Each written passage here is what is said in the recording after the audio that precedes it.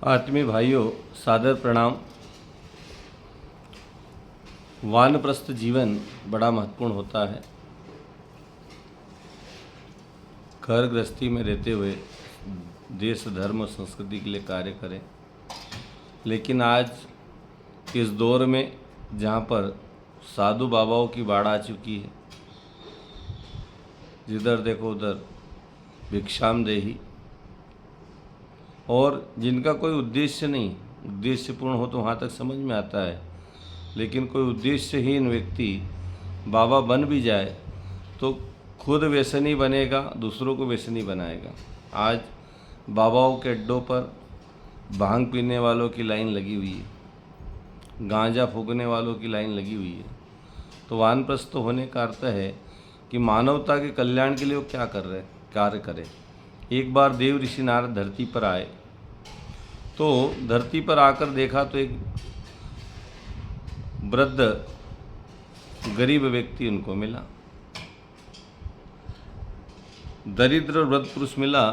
उन्हें नारद जी से कहा, नारद जी आप तो स्वर्ग में भगवान के पास रहते हो, भगवान को जाकर कहो कि हमारी ये दीन दशा दूर हो और अच्छी स्थिति में जीने का अवसर प्राप्त हो। नारद जी ने कहा ठीक है भैया, करेंगे बात।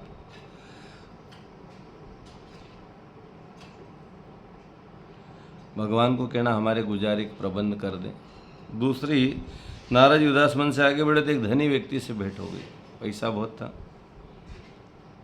उसने भी नारद जी से पहचाना तो उसने खिन्न होकर कहा, मुझे भगवान ने किस जंजाल में फंसा दिया, इतना धन दे दिया कि झंझटे ही झंझटे हैं। थोड़ा कम देता तो मैं ईश्वर से प्रार्थना करता, शांति से रहता, भजन पूजन कर पाता, पर इतनी दौलत तो संभाले नहीं संभलती। ईश्वर से मेरी प्रार्थना करें कि इस जंजाल को घटा दे, कम कर दें। यह विषमता देव ऋषि को अखरी। उन्होंने कहा साहब, एक तो दुखी उधर भूखा प्यासा बैठा है, दूसरा जिसके पास है वो भी दुखी है। नारद जी कुछ आगे बढ़े तो साधुओं की एक जमात वहाँ से गुजरी।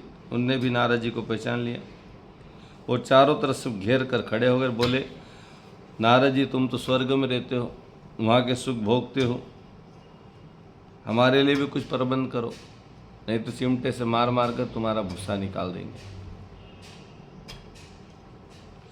घबराए नारद ने अपने तप से कुछ व्यवस्था उनकी बनाई और जैसे तैसे उनसे पीछा छुड़ाया। वो भगवान विष्णु के पास गए और धरती लोक का सारा समाचार सुनाया। 3 घटनाएं ने देखी बताई। भगवान हंसे और बोले, देव ऋषि मैं कर्म के अनुसार ही किसी को देता हूँ, कर्म के अनुसार उनको कुछ प्राप्त होता है। जिसकी कर्मठता समाप्त हो चुकी उसे मैं कहाँ से दूँ।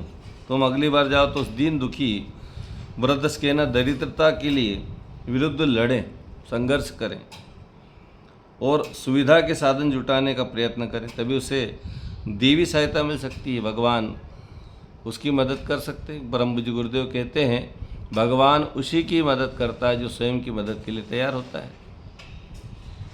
रामायण में भी कहा है, सकल पदार्थ ही जगमाई, कर्म ही नर पावत नहीं।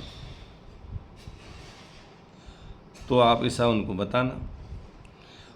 साथ ही उस धनी व्यक्ति को कहना कि ये जो धन दिया है तेरे लिए नहीं दिया है,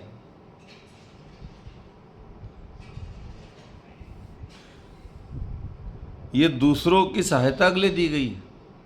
यदि संग्रही बना रहा तो जंजाल तो है ही, आगे चलकर घोर विपत्ति बनने वाला है। पानी इकट्ठा होता सड़ता है और उससे विकृतियाँ पैदा होती, बीमारियाँ पैदा होती, धन भी यही करेगा। इसलिए इस धन को मानव कल्याण के लिए, लोक कल्याण के लिए, समाज कल्याण के लिए, धर्म देश धर्म संस्कृति के लिए खर्च करें, इसलिए धन दिया है। जंजाल बनाकर बैठा है तो खुद की समस्या है, उसको ये बताना कि ये धन समाज कल्याण के लिए, मानव कल्याण के लिए, मानवता के लिए, देश धर्म संस्कृति के लिए दिया गया है। लेकिन आज भी ऐसे धनपति बैठे हैं जो धन तो इकट्ठा करना जान रहे लेकिन उस धन का सदुपयोग नहीं कर पाते हैं। तो भगवान ने उनसे, नारद जी से कहा कि उन धनी व्यक्ति को जाके समझाना। और नारद जी ने पूछा, उस साधु मंडली क्या कहूँ। भगवान के नेत्र चढ़कर बोले, वो न दुष्टों से कहना, भगवान कह रहे हैं। पावन प्रज्ञा पुराण के प्रसंग में आता है, परम पूज्य गुरुदेव ने पावन प्रज्ञा पुराण भाग 3 में लिखा है, तो भगवान कहते हैं दुष्टों से कहना कि त्यागी और परमार्थी का वेश बनाकर आलस्य और स्वार्थपरता के लिए कि प्रपंच से इतने ऐसा है कि उन्हें नरक में निष्कृष्ट स्थान में जाना पड़ेगा और अनंत काल तक वहाँ पर उस पाप कर्मों को भोगना पड़ेगा। वानप्रस्थ का उद्देश्य लोक मंगल, लोक कल्याण है। केवल स्वार्थता की पूर्ति करना ही वानप्रस्थ नहीं है, साधु बनना नहीं है, त्यागी बनना नहीं है। दिखावे का तागी साधु बने कोई मतलब नहीं। मानवता के कल्याण के लिए घर बार परिवार समाज छोड़कर तुम निकले हो, तुम्हारा दायित्व है कि मानवता के कल्याण के लिए तुम्हारे क्या प्रयास हो रहे हैं, कितना त्याग तुम कर पा रहे हो। इसलिए ऐसे प्रयास निरंतर होना चाहिए, रोज होना चाहिए और ज़्यादा से ज़्यादा त्याग करें। आज आदमी पाना चाहता, देना कुछ न। त्याग क्या करा, घर बार छोड़ के आ गए, लेकिन बाबा बन गए, व्यसन छूटा नहीं। खुद व्यसनी है, दूसरों को व्यसनी बना रहे हैं, भांग और गांजा पिला रहे हैं, और बाबा सोचते कि हम धर्म कर रहे हैं। काय का धर्म कर रहे हैं? मानवता को बिगाड़ रहे हैं। मानवता के कल्याण के लिए क्या प्रयास किए जा रहे हैं? तो ऐसे प्रयास करें जिससे खुद का भी फायदा हो और समाज का भी लाभ हो।